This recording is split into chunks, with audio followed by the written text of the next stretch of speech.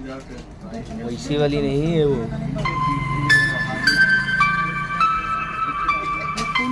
Slow poison. Shri Kamdhenu Baba, आप लोगों में से किसी ने उनका दर्शन किया हो।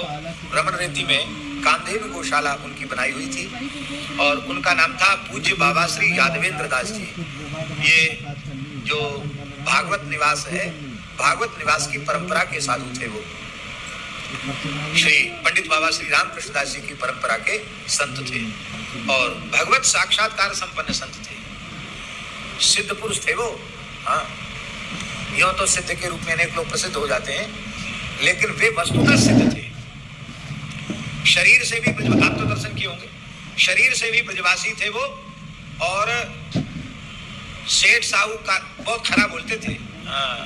ऐसा बोलते कि जल्दी कोई पास फटके नहीं उनको, ऐसा बोलते। पर उनकी सेवा गुसाई लोग करते थे। वृंदावन के पुराने ब्रजवासी, बड़े बड़े भागवत के पंडित, रासाचार्य, ये सब उनको मानते थे, उनके पास जाते थे। हमारे ऊपर उनका बड़ा प्रेम था, बहुत स्नेह था। ऐसी ऐसी विचित्र विचित्र अनुभूतियां वे सुनाते थे अनेकों बार। हम आपको क्या कहें, सबके सामने कहने योग्य बातें नहीं है, क्योंकि सबके हृदय में सरल विश्वास नहीं होता है। अच्छे महापुरुष थे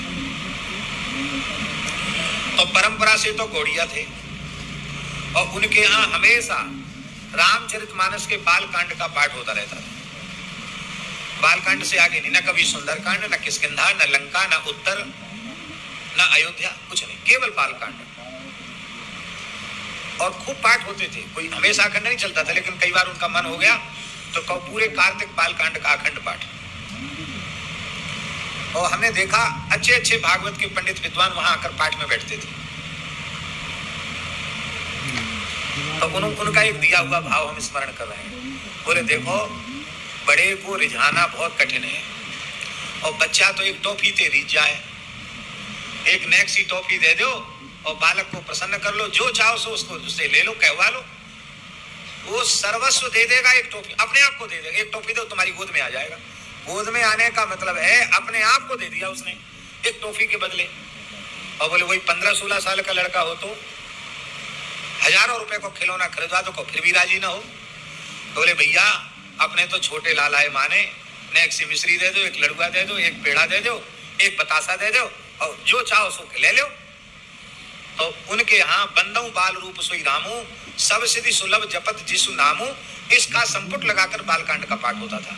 बोले हमारा लाला प्रकट होता है और ब्याह करता है, इसके आगे हम सुनते ही नहीं, हमें जरूरत नहीं सुनने की। हमारा रावण बध लीला, अरे भैया जाए रावण मानो है सो समझे, हमें रावण से कोई प्रयोजन नहीं है, हमारे लाला को ब्याह है गयो। एक बार उन्होंने कहा, बोले बाबा राधा कृपा कटाक्ष का पाठ करते हो? हमने कहा नित्य तो नहीं करते, कभी कभी कर लेते हैं। अच्छा, बहुत बढ़िया।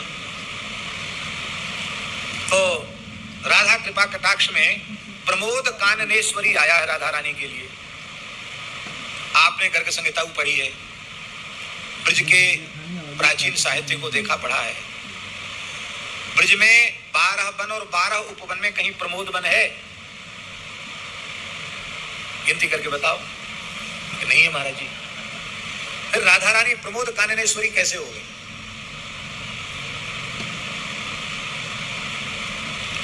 तब उन्होंने कहा कि राधा कृपा कटाक्ष में जो प्रमोद काननेश्वरी है, ये श्री सियाजू के लिए है, क्योंकि वृंदावन, यहाँ वृंदावन की महिमा है और श्री अयोध्या में रसिक लोग प्रमोद वन को मानते हैं।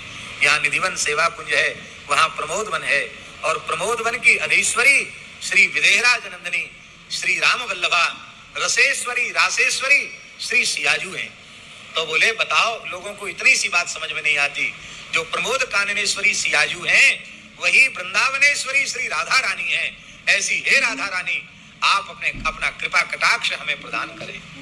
ऐसी बात वो बताते थे, माना विचित्र विचित्र बात बताते थे।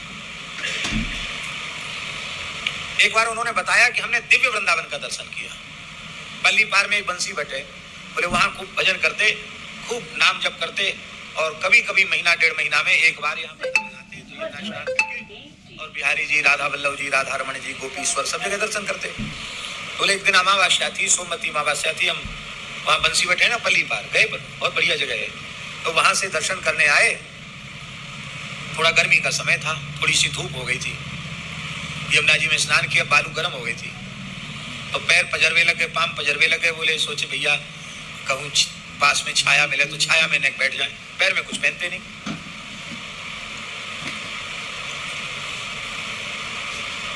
तो ठाकुर जी बैठे रहेंगे, ठाकुर जी को एक थोड़ा ऐसे कर दो ठाकुर जी को, हाँ विराज जाओ विराज जाओ।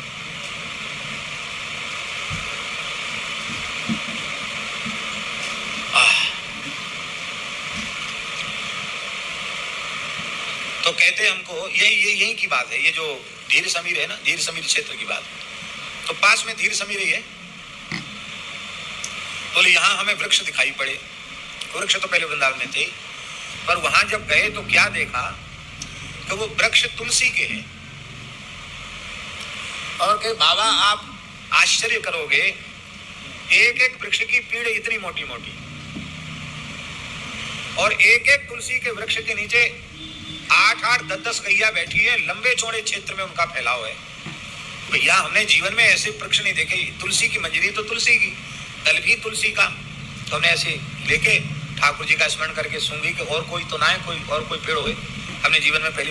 तो तुलसी की मंजरी, तुलसी का दल खाया, तुलसी पत्ता, तुलसी का दल। और गाय ऐसी जैसे सफेद चंद्रमा हो, और इतनी विशाल गाय कि एक गाय कम से कम हम क्या कहें, बहुत लंबी चौड़े क्षेत्र में बैठी, जैसे हाथी का बच्चा बैठा हो ऐसी गाय।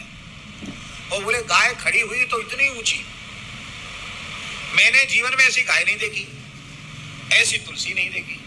इतने मोटे मोटे गाय के थन, हाथ में पकड़ने नहीं आवे, इतने इतने हाथों की पकड़ नहीं होती कि कोई धो सके। ये है गाय का, ऐसी सुंदर गाय। और तुलसी का बहुत लंबे चौड़े क्षेत्र में इस तरह से तुलसी के वृक्ष, और एक एक वृक्ष के नीचे 2-2, 4-4 गैया आराम से जुगाली कर रही है। अरे बोले भैया हम तो जीवन में ऐसी बच्चा पंते गैया देख रहे हैं, गैया पाल रहे हैं, ऐसी गैया ना देखी, ना तुलसी ऐसी देखी। बोले कुछ तुलसी दल हमने उतार लिया वृक्ष में से, और बोले हम संतों को दिखाएंगे, लोगों को लाएंगे यहाँ। कुछ प्रेमी परिचित महात्मा मिले। अरे बोले इतनी बड़ी तुलसी, और के एक तुलसी के नीचे कम से कम 100 आदमी बैठ जाए। इतने बड़े बड़े तुलसी के पेड़, बे मोटी मोटी पेड़ तुलसी की। पेड़ जानते ना, तना, इतनी बड़ी बड़ी गैया। तो बोले हमने बताया, तो हमारी जो प्रेमी परिचित संत थे वो कहने लगे कि कुछ खा पी तो नहीं लिया है। अरे इतनी बड़ी तुलसी होती है क्या, इतनी बड़ी गैया होती है, दिमाग तो ठीक है आपका कि नहीं? बोले देखो हम तुलसी लेके आए। अरे तो कहीं से उतार लाए होगे तुलसी, इतना बड़ा पेड़ हो ही नहीं सकता तुलसी का। हमने कि चलो सबको दिखावें। तो 2-4 संत को लेके हम आए यहाँ। तो बोले ढोंड पड़े थे, ढोंड जाने, ढोंड पुराने ढोंड में खंडर जैसे, ना कोई तुलसी का पौधा, ना वहां कोई गैया। पहले कोई ढोंड ना थी को, केवल तुलसी और गऊ।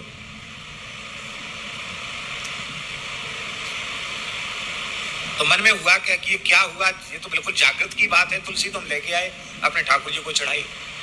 तो जैसे ही थोड़े विश्राम में गए, बंसीबट पहुंचने के बाद, तो सिद्ध पुरुषों ने संकेत किया, बाबा तुमने प्रकाश करके अच्छा नहीं किया, तुम्हें दिव्य वृंदा देवी का दर्शन, दिव्य वृंदावन का दर्शन, और ठाकुर श्यामा श्याम जिन गायों को लाड़ करते हैं, वो नित्य वृंदावन, नित्य गोलोक की गोमाताओं का दर्शन हो गया।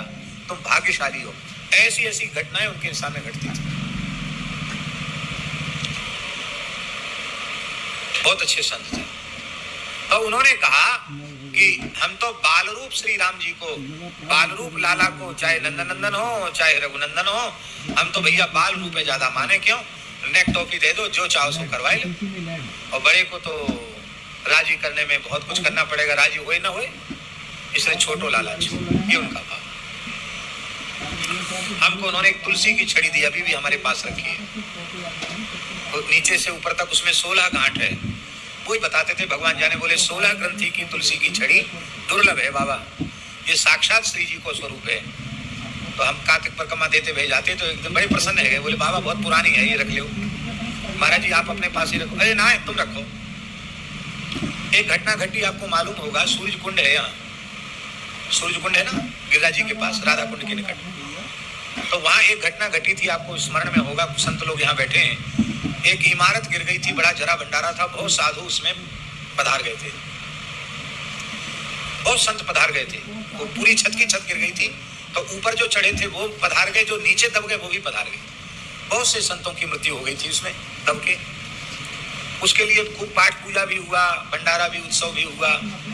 लेकिन उन श्री कामधेनु वाले बाबा के पास वे सब संत अपने सूक्ष्म देह में आए, और उन संत जैसा बाबा ने हमको बताया वो हम बात बता रहे हैं आपको। बोले वो सब संत हमारे सामने आए और उन्होंने कहा कि दुर्घटना पूर्वक मृत्यु होने के कारण जहां हमें पहुंचना चाहिए था वहां हम नहीं पहुंचे हैं, अभी हम भटक रहे हैं। बोले तुम्हारे लिए तो 108 भागवत जी के पाठ हो गए और भंडारा भी हो गया, सब उत्सव हो गया। बोले हम लोग अभी उसी स्थिति में हैं, तो हमारा उद्धार करो कि हम श्री किशोरी जी के निकुंज में ठाकुर जी की सन्निधि प्राप्त करें। तो उन्होंने कहा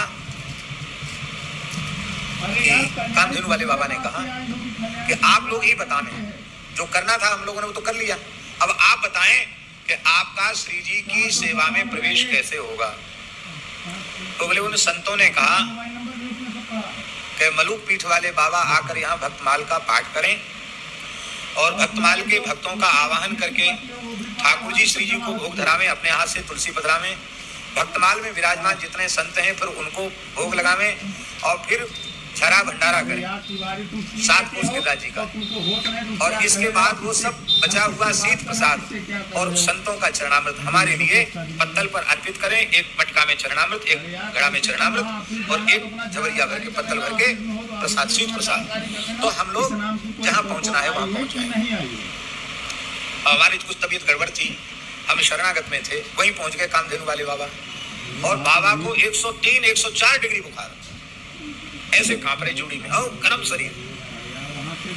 बोले देख सुन ले, ब्रजभाषा बोलते थे, देख सुन ले, कान खोल के सुन ले, ऐसा ऐसा संकेत मिले हुए। वो बाबा सब, बाबा जी हमें सोमन नहीं दे रहे और मैं बुखार में उठ के आया हूँ, यही ले आया हूँ। वो संत सब चाह रहे हैं तू ऐसा कर, और देख मैं तो कह चले हूँ, और तू या जन्म में कर ले या अगले जन्म में कर, करने तो ही ऊपर है वो, और तो ही फुर्सत ना है तो 10-20 जन्म पीछे कर लीजिए, जाते ही छुट्टी, पर तो ये करना पड़ेगा ये काम। हमने कहा बाबा जो आगे आप पधारेंगे, मेरी मत पूछो मैं आऊंगा नहीं आऊंगा, पर तो ये काम करना। देखो सबरे तो विश्वास ना करें, पर तू विश्वास कर रहे हो कि ना हमारी बात पे, आपको पूरा विश्वास है। फिर हम गए थे वहाँ सीकर तरफ गए थे, बहुत व्यस्तता थी उस समय, तो ऐसी व्यस्तता कि दिन कहीं रात कहीं सुबह कहीं शाम कहीं दिन और रात चलना, बड़ी व्यस्तता थी। जैसे तैसे 3-4 दिन का समय निकला। राजस्थान में हम थे, हमने कि वहाँ से हम लौट के सीधे गिरिराज जी पहुँचे। अपना किसी व्यक्ति या भक्त से किसी से कोई इशारा नहीं किया, आटा दाल चावल जो कुछ सामग्री थी सूखी सामग्री लेके 10-20 संतों को लेके वहीं गए और स्वयं हारमोनियम बजा के पूरा भक्तमाल जी का पाठ कराया। शाम को थोड़ी देर कथा कहते, बहुत श्रम किया और भोग धराया। 7 कोस के संत आए, सबको जिमाया, अपने हाथ से वहाँ ठाकुर जी को भोग धराया जैसे बाबा ने कही। और बाबा को उस समय भी स्वास्थ्य ठीक नहीं था तो बाबा नहीं आ सके, और फिर बाबा को प्रसाद दिया। फिर बाबा पधारे हम मलुक पीठ, और उन्होंने रोते हुए कहा कि संत आपको बहुत आशीर्वाद दे रहे हैं, प्रसाद लेकर सब संत निकुंज में पधारे हैं, आपके ऊपर बहुत प्रसन्न है सब, ये उन्होंने कहा। ऐसे संत थे कामधेनु वाले बाबा। बोलो परम पूज्य बाबा श्री यादवेंद्र दास जी महाराज की जय, श्री कामधेनु वाले बाबा की जय। हम जब भी वहां से निकलते हैं तो उस दिशा की ओर जरूर नमस्कार करते, जब भी निकलते हैं, चाहे परिक्रमा में निकले चाहे वैसे ही निकले। रमण रीति से निकलेंगे तो कामधेनु वाले बाबा का तुरंत स्मरण हो जाता है, मन ही मन उनके चरणों में प्रणाम करके तब आगे बढ़ते हैं। हमारा ब्रज ऐसे ही संतों से शोभा युक्त है। तो बोले ये सिद्ध मंत्र है।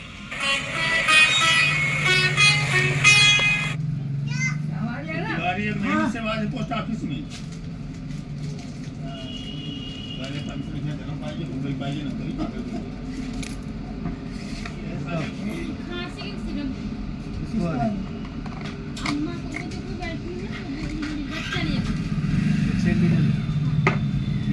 पानी जो है इस दिशा से भर लेना यहाँ तक।